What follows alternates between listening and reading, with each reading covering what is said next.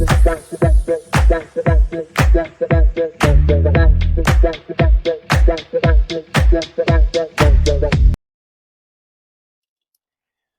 back, everyone, to episode 2 of our OnlyCans series, Deeper Please. Today we are going to be talking about run parameters, the changes that we can make on our automatic operation screen while we're running, to change foam quality, to change fill level, to change cans per minute, all of those things being influenced by our automatic operations. Last video, we had all the videos on this side that we're going to be using as examples and highlighting things. Today they will be on this side of the screen. So make sure to roll over in bed so you can have the best view or something like that. But let's dive right into it. Automatic operations. So the very first setting that we want to talk about is going to be our bowl level and our bowl pressure. At the top of the screen, more toward the right side, next to our inlet air and CO2 main that is showing at the top of the screen, we have our two parameters for our bowl pressure and our bowl level. Let's start with bowl pressure. So our bowl pressure, by making changes to our bowl pressure, we can actually influence the CO2 being kept in suspension in our product. You'll note here on this chart showing different bowl pressures that you can set depending on the carb level of the product that you're running. Using that bowl pressure to your advantage to keep CO2 in suspension while you're running. A lot of places they'll set their bowl pressure in the tank at 30 or 32 or whatever it is. It's been set there for the last 3 or 4 years. No one's ever changed it. No one's ever questioned why, and that's fine. It can run just fine. But thinking about your bowl pressure in a way that, depending on the CO2 volume that you're running, and using that bowl pressure to your advantage to make sure that you're keeping all that CO2 in your product in suspension, keeping the product more stable, limiting the amount of breakout that's happening in the bowl, and thus having more control over your fills into the can as well. On the other side of that, we have our bowl level. When it comes to the bowl level, we are going to, kind of across the board, we're going to say that 30% is going to be right around where we like to keep that bowl level. And the reason being, if you'll take a look at this drawing here, when we look at the bowl, it is a cylinder. And as the product is sitting along the bottom of the tank, it is just above our check valve and inlet valve, but then also right above our temp probe as well, to get an accurate reading of the temperature of our product coming into the bowl. You can also see that we have all that headspace on top of it in the filler bowl. This, once again, just like in bowl pressure, is going to keep the absolute amount of headspace on top of that product and keep the most amount of CO2 in suspension while we're running. Once we get any higher than even 35%, and it starts to crest as it comes up the bowl, we might start to see some variabilities. Being that it is a counter pressure filler, we need that amount of headspace on top of the product. It's going to make the machine run a lot more stable. It's going to keep our fill levels and our foam containment a lot more in check as we're running. Definitely once we get any higher than 40% in that bowl, we're going to see all sorts of variability in our fill levels from head to head, just because the machine is constantly adding CO2 as that space is now limited and being taken up by product. So really, pretty much across the board, we're setting that at 30%. Really, any higher than 32, we do not recommend. And any lower than 30% as well, we might start to see some variability with our pump having to run a lot more often, as the pump is only filling the bowl during the fill cycle to contain or to hold that 30% value. The next parameter that we have control over is going to be our purge. In the purge box, we have two different options. We have the flush timer, and then we also have what are called evac, or the evac cycles. Let's start with the evac cycles. The way that this process operates is the fill heads come down on top of our cans, and as it pressurizes the can, the sniff is closed, And then after pressurizing that can, it will open the sniff and it will allow that off-gassing to happen. The thought process being that when it pressurizes that can, any oxygen in there will be displaced to the top, and then once the sniff opens, all of that oxygen will leave.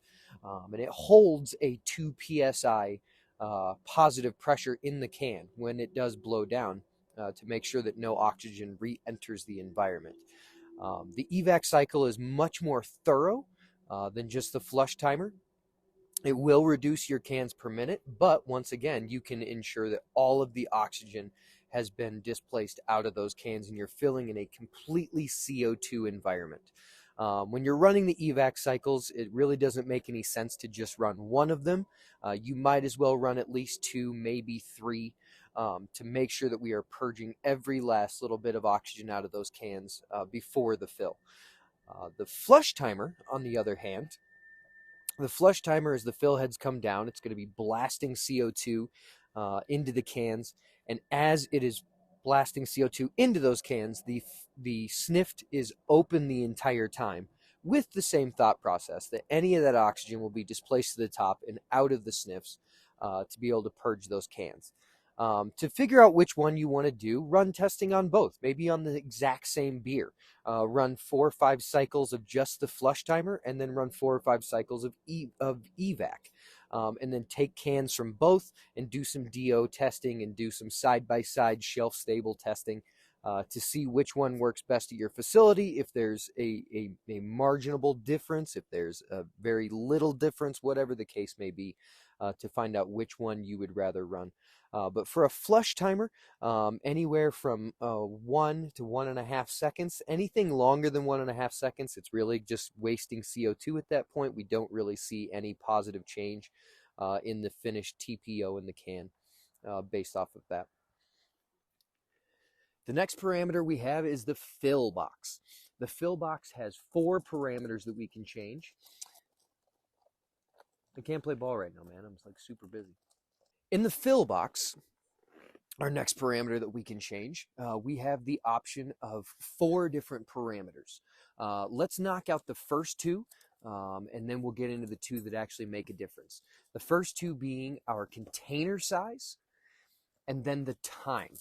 When it comes to the conversation of container size, depending on what we have in this box, all it's doing is just doing math down at the bottom of the screen to let us know how many containers are remaining. It is not changing our fill level. It's not doing anything for the fill itself by changing that number, by putting in 11.8 ounces. It's not going to short pour if you're doing like a nitro doser, or if we're, if we're trying to get a little more beer in the can or something like that by putting in 12.2 ounces, it's not going to change the fill level at all. That's not how the machine operates. All it's doing for us is just that math at the bottom of the screen to let us know how many containers are remaining in the tank. The other parameter that we are really not going to change a whole lot is going to be our time. It is actually a time out. So when we're running the filler and everything's just in standard operation, let's say for 12-ounce cans and you have a throttle of 3.8 or 4, it's probably going to take anywhere from 2.7 to 3.1 seconds for each fill cycle actually filling the cans, well within that 10-second time. The only time that timer actually comes into play would be if there is something awry and it is going to introduce a troubleshooting conversation, if it's taking longer than 10 seconds, or at the very end of a run when we don't have a lot of product left in the tank and it's really struggling to fill those cans because it's mainly just foam left in the bowl at the very end. That 10-second timer, it does not induce anything in the fill cycle other than, like I said, it is a timeout. If it takes longer than 10 seconds for the machine to try to fill those cans, then it will move on to the sniff cycle from the fill cycle and will abort actually trying to fill the cans. So setting that at 10, just like we have on the screen there, and leaving it there is absolutely where it needs to be. So the 2 parameters in that box that we actually are going to make a change to while we're running and will make a huge difference on not only our fill level, but also on our on our foam quality, are going to be our fill throttle and then our pressure drop as well. So let's start off with the fill throttle. When we set the pressure in the bowl at 30 psi, 32 psi, 35 psi, for sake of this conversation, we're going to say that we've set our pressure in the bowl at 30 psi. Depending on what we have in that fill throttle box, that is the delta P in the can.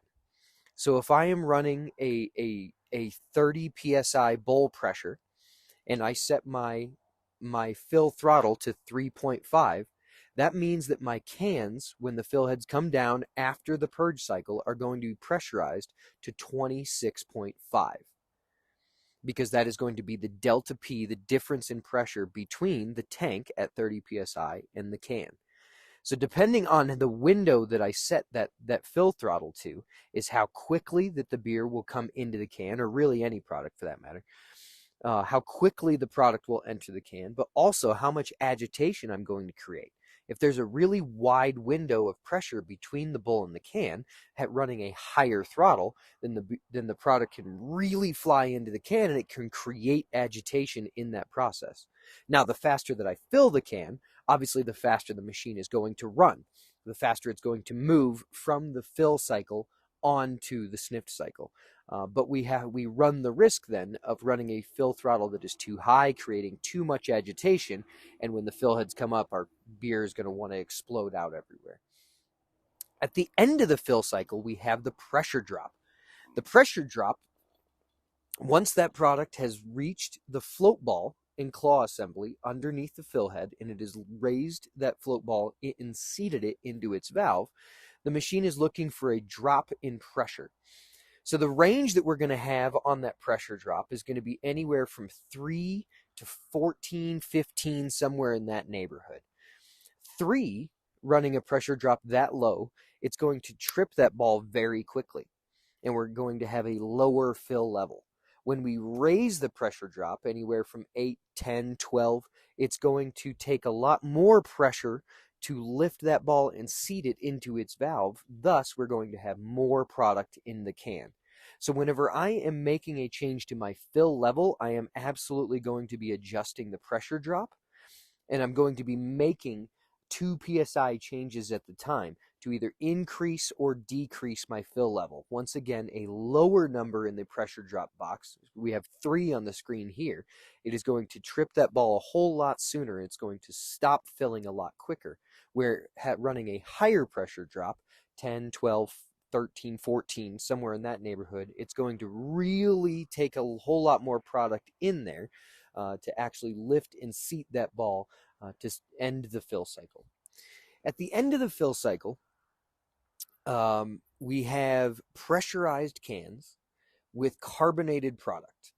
Fill heads down on top of them. We cannot just lift the fill heads and send the cans on their way, because if we just lift the fill heads, those cans are going to explode and the product is going to go everywhere. So what we need to do is we need to bring those cans back to atmosphere. Well, the way that we do this at the end of the cycle is with the sniffed. The way that sniffed operates, we have 2 different settings. We have the time, how long is the valve open, and then we have the choke throttle, how open is the valve. And we utilize a 2-step process to do so, sniffed 1 and sniffed 2.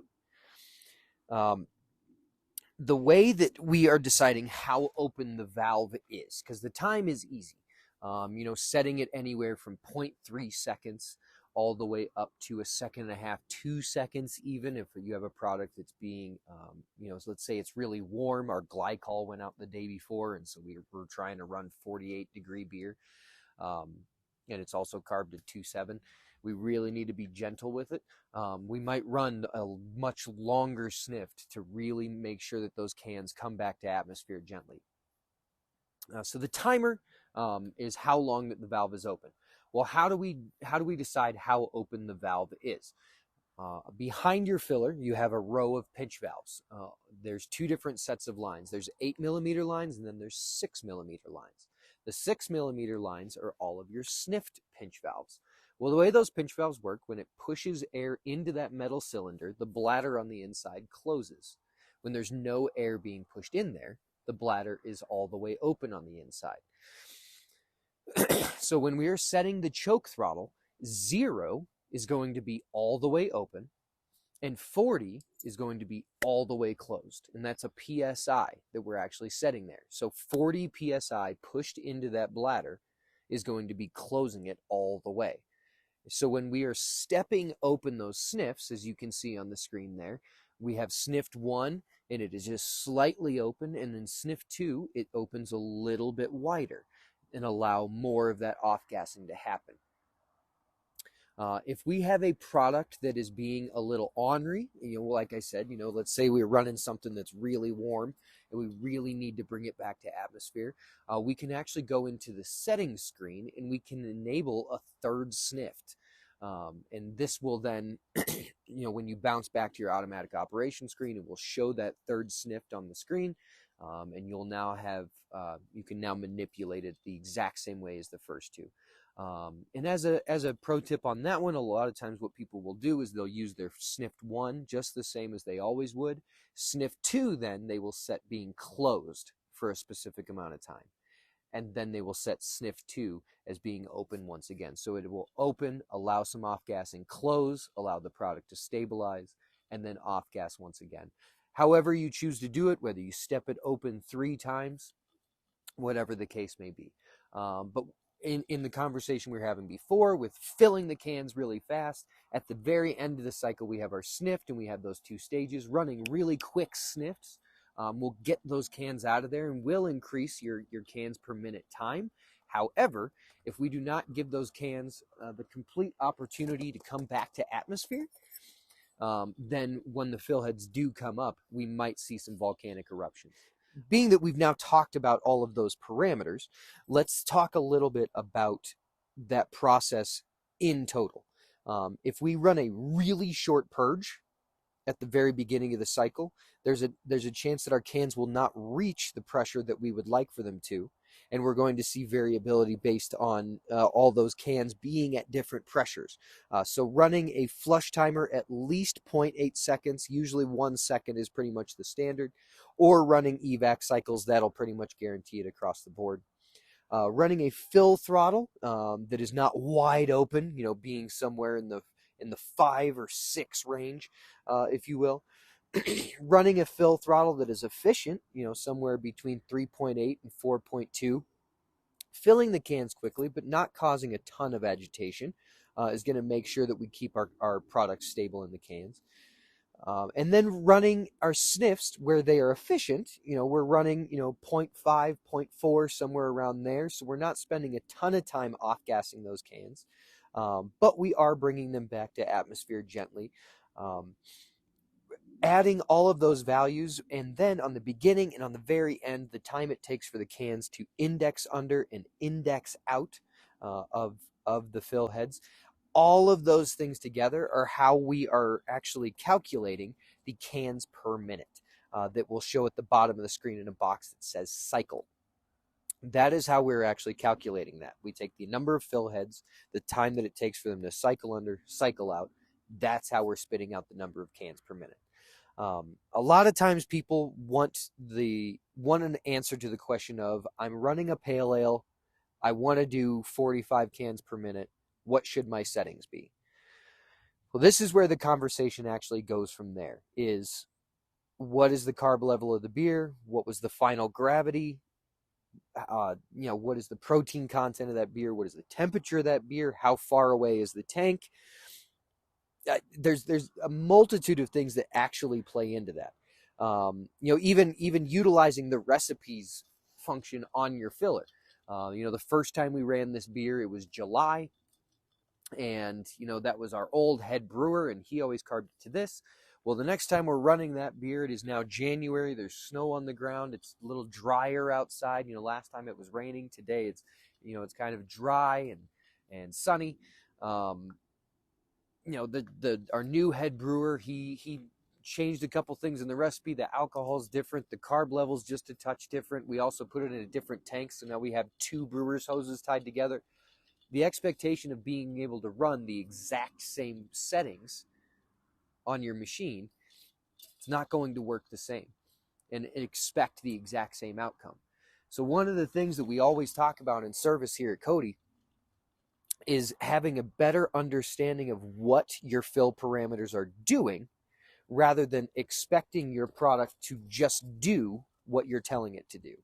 We always want to listen to our product and what it is telling us, and then make changes based off of that. If my fill heads are coming up, and the second the fill heads come up, my product is wanting to overflow, I'm probably creating a lot of agitation in the fill cycle.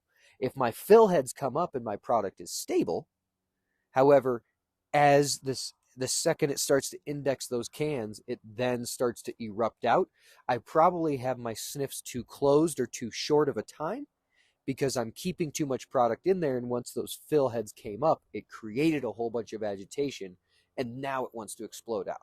Now, obviously, once again, there's a complete happy medium. I want to create agitation in my cans because I want them breaking out all the way from my fill heads to my lid dropper. That way I can guarantee that as the foam is coming up and that fob is being created, it's keeping oxygen from entering that environment as CO2 is leaving. When it comes to the conversation of automatic operations in general, a lot of times, at facilities management, they just want cans per minute. I need pallets out the door. I need to go. When it actually boils down to it, at the end of the day, if all we want to do is just run super fast, we're probably not going to have the efficiencies that we really want. When things go wrong when you're driving a car, when something goes wrong at 100 miles an hour, things go really wrong. When something goes wrong at 40 miles an hour, it's a lot more manageable. And the difference there being, yeah, we can just fucking fly through all these cans and just kill this tank in a day, but what was our loss? There's always going to be a happy medium there. We can always run efficiently and quickly while limiting that loss factor. When it comes to cans per minute and just having that idea in your mind, there's three things that I want to consider. The first being our fill level. That is always going to be number one on the list. After we have determined our fill level and we've dialed that in, then we want to go to foam quality and making sure that our cans are breaking out appropriately, going from fill head to lid dropper. And after those two things, then we can talk about cans per minute and running quickly. When we first get hooked up in the morning and we've hooked up to our tank and we start running beer, or running product in general, those first 10, 15 cases, as we're watching our product and seeing what it's telling us, seeing what kind of breakout we're getting, making small manipulations, one parameter at a time, 0.2 at a time, to really dial in and make sure things are looking good. We're also watching that temperature come down. And once we've really equalized the temperature in the filler bowl with our bright tank, now we can see more of a coasting speed. And that's usually when we've knocked out item 1 and item 2. Now we can move to item 3, being cans per minute. When we first turn on the line, if we just rip open our throttle, super short sniffs, and just like, all right, we got to kill this tank, let's go. Yeah, we're going to have a bunch of overflowing cans right off the bat because we're just sending it. We're trying to treat beer like it's 30 degrees and we've been running for 20 minutes when it just came over from a tank that's 80 feet away. It's agitated. It got beat up in the lines. We didn't purge the line with CO2 first, so it hit a bunch of oxygen pockets on its way over. There's a lot of factors that actually come into it. So whenever we want to talk about cans per minute, there's a lot of boxes that we need to check first. And as operators, it's up to us to have a full understanding of our automatic operation screen, of the parameters that we can actually manipulate in the run, and knowing what they do. Well, that's all we got for today. Appreciate you guys tuning in for episode 2 of Deeper Please of this OnlyCans series. We'll have another one here pretty soon, talking about different topics and going over different things, little fireside chats, if you will. But appreciate you guys tuning in. Thanks a lot. We'll see you next time.